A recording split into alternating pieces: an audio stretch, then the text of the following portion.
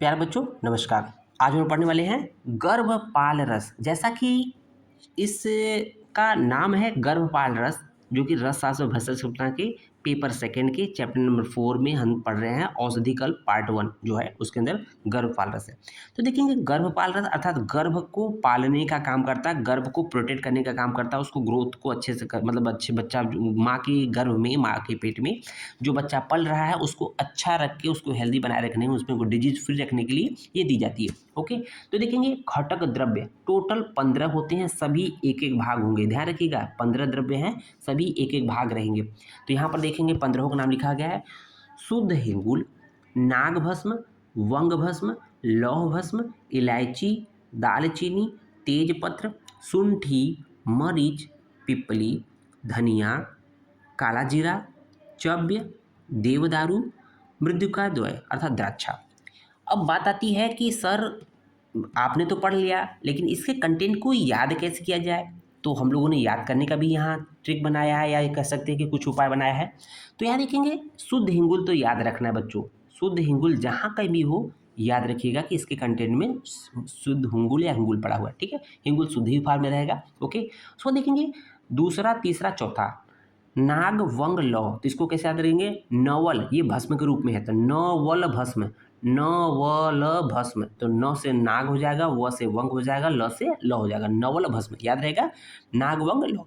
उसको देखेंगे 5, 6, 7, 5, 6, 7 देखेंगे इलायची, दालचीनी, तेजपत्र, त्रिसुगंधित बोलते हैं। ठीक है ना, त्रिसुगंधित अर्थात 3 सुगंधित द्रव्य हैं, इलायची, दालचीनी, तेजपत्र। इसको हम लोग ई दाते इलायची, दालचीनी, तेजपत्र याद कर लेंगे। उसको देखेंगे त्रिकटु, 8, 9, 10 क्या है, त्रिकटु है। त्रिकटु में 3 चीज़ होती है, जो शुंठी, मरीच, पिपली हो जाएगा। उसको देखेंगे कि 12, 13 वाला जो कंटेंट है, 12 और 13 वाला जो है वो आपके 11, 12 वाला जो कंटेंट है आपके घरों में पाया जाएगा। तो यहाँ क्या पाया जाएगा, किचन में पाया जाएगा। किचन में पाया जाएगा तो उसको धनिया, काला जीरा को चबाना है। किचन की चीज़ें धनिया और काला जीरा होती है। ठीक है, इसको चबाना है, तो धनिया, काला जीरा और चब्बे। ओके, 12, 11, 12, 13। उसके बाद देखेंगे कि देवदारू और मृदुका अर्थात द्राक्षा। तो भाई देवदारू अर्थात दारू किससे बनेगी, कहते हैं ना कि अंगूर की दारू बनती है। तो देवदारू और द्राक्षा अर्थात मृदुका मतलब अंगूर। ठीक है, तो ये आपके टोटल 15 कंटेंट हो जाएंगे। भावना द्रव्य देख लेते हैं गर्भपाल रस की। तो अपराजिता स्वरस की होती है, आधे भाग होती है, जो कि कंटेंट था 1 भाग, ये आधी भाग होती है। कितने दिन की भावना होती है, तो प्रश्न पूछता है कि गर्भपाल रस में अपराजिता की स्वरस की भावना कितने दिन तक दी जाती है। तो आपसे प्रश्न पूछा जाएगा तो 7 दिन तक की भावना देते हैं। केमिकल कंपोजिशन की बात करते हैं। हिंगुल जो होता है उसमें HGS होता है, नाग भस्म में लेड और सल्फर होता है, वंग भस्म में SnO2 होता है, लौह भस्म में Fe2O3 होता है। चिकित्सकीय प्रयोग, थेरेपेटिक प्रॉपर्टी की बात कर लेते हैं। तो हम लोगों ने देखा कि गर्भपाल रस स्त्री, जो गर्भवती स्त्री से संबंधित जो भी व्याधियाँ हैं, जो भी उस समय प्रॉब्लम हो सकती है उसको उससे संबंधित है।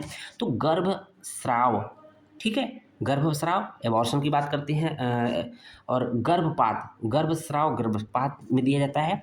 गर्भड़ी रोग, गर्भड़ी के जो भी रोग होते हैं, प्रदर, शूल, विबंध, कॉन्स्टिपेशन, स्त्री रोग, छर्दी अर्थात वोमिटिंग और अग्निमान अर्थात अगर पाचन क्रिया कम हो तो उस कंडीशन में इसको प्रीफर किया जाता है गर्भफल।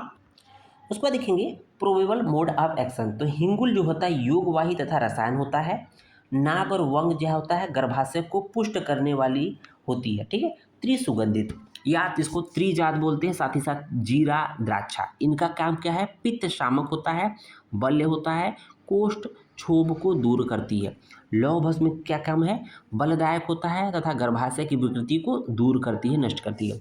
श्वेत अपराजिता जो होती है वात वाहिनी नाड़ी को सही करती है तथा गर्भ स्थापन, गर्भ को स्थिर रखती है, स्थापित कर गर्भाशय को पुष्ट करती रहती है। ओके, फार्माकोडायनेमिक्स एंड फार्माकोकाइनेटिक्स बात कर लेते हैं। घटक द्रव्यों के अनुसार रहेगा। ठीक है, अवस्था अनुसार प्रयोग करेंगे, तो क्योंकि ये पर्टिकुलर गर्भावस्था में प्रयोग होता है, इसलिए गर्भ की अवस्था में ही प्रयोग करना चाहिए। मात्रा जो होती है 125 मिलीग्राम से 250 मिलीग्राम होती है। ठीक है, और अनुपान जो होती है द्राक्षा और जल होती है। पथ्य पद की बात करते हैं। उष्ण, क्योंकि गर्भणी स्त्री है तो गर्भणी स्त्री में देखोगे उष्ण तीक्ष्ण भोजन, उष्ण और तीक्ष्ण भोजन नहीं करना चाहिए।